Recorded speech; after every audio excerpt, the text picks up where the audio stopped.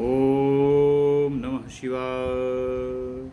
श्री शिव महापुराण शतरुद्र संहिता अथ द्वितीयो अध्यायः। भगवान शिव की अष्टमूर्तियों का वर्णन।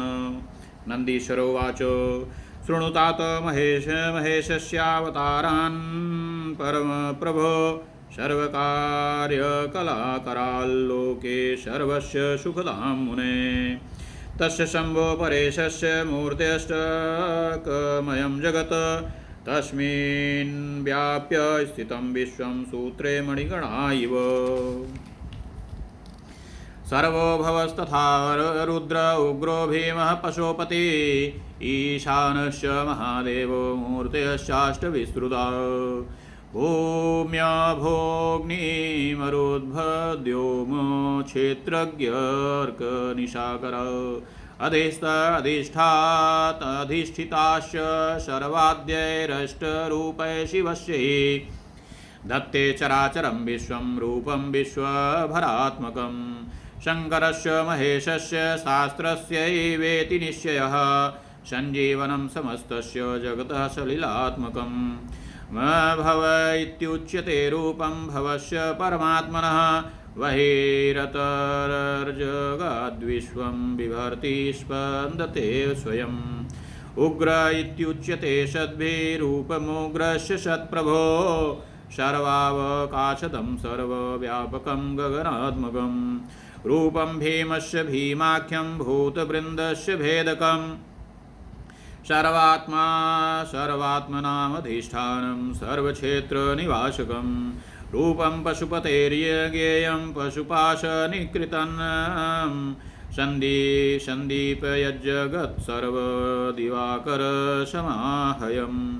ईशानाख्यं महेशस्य रूपं दिवि विसर्पिति आप्यायते यो विश्वममृतांशु निर्निशाकर। महादेवस्य तद्रूपं महादेवस्य चाह्यम् आत्मा तस्याष्टमं रूपं शिवस्य परमात्मनः।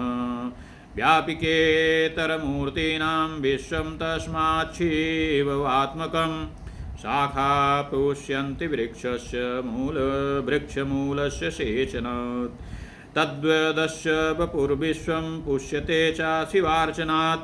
यथेह पुत्रपौत्रादे प्रीत्या प्रीतो भवेत् पिता तथा विश्वस्य सम्प्रीत्या प्रीतो भवति शङ्करः। क्रियते यस्य कस्यापि देहिनो यदि निग्रहो अष्टमूर्तेरनिष्टं तत्कृतमेव न संशयः। अष्टमूर्त्यात्मना विश्वमधिष्ठाय स्थितं शिवम् भजस्व सर्वभावेन रुद्रं परमकारणम्।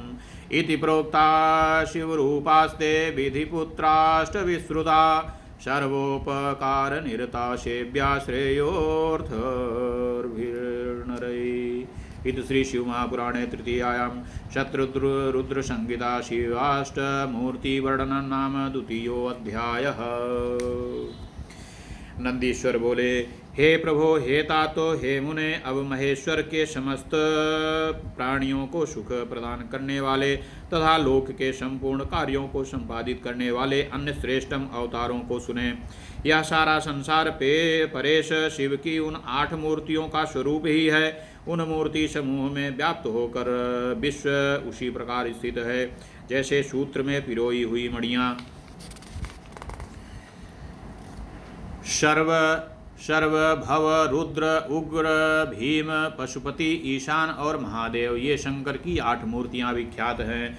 भूमि जल अग्नि पवन आकाश क्षेत्रज्ञ सूर्य एवं चंद्रमा ये निश्चय ही शिव के सर्व आदि 8 रूपों से अधिष्ठित हैं। महेश्वर शंकर का विश्वभरात्मक सर्व रूप चराचर विश्व को धारण करता है, ऐसा ही शास्त्र का निश्चय है। समस्त संसार को जीवन देने वाला जल परमात्मा शिव का भव नामक रूप कहा जाता है, जो प्राणियों के भीतर तथा बाहर गतिशील रहकर विश्व का भरण पोषण करता है और स्वयं भी स्पंदित होता रहता है। सज्जनों द्वारा उसे उग्र स्वरूप परमात्मा शिव का उग्र रूप कहा जाता है।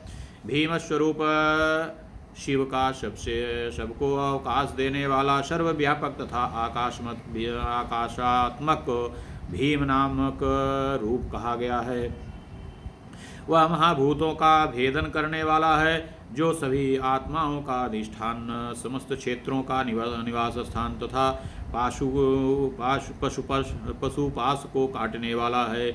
उसे पशुपति का पशुपति नामक रूप जानना चाहिए।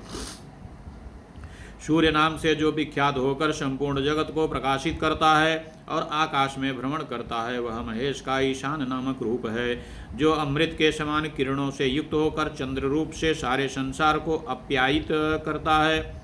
महादेव जी शिव का वह रूप महादेव नाम से विख्यात है। उन परमात्मा शिव का 8वां रूप आत्मा है, जो अन्य सभी मूर्तियों की अपेक्षा सर्वव्यापक है। इसलिए यह समस्त चराचर जगत शिव का ही स्वरूप है।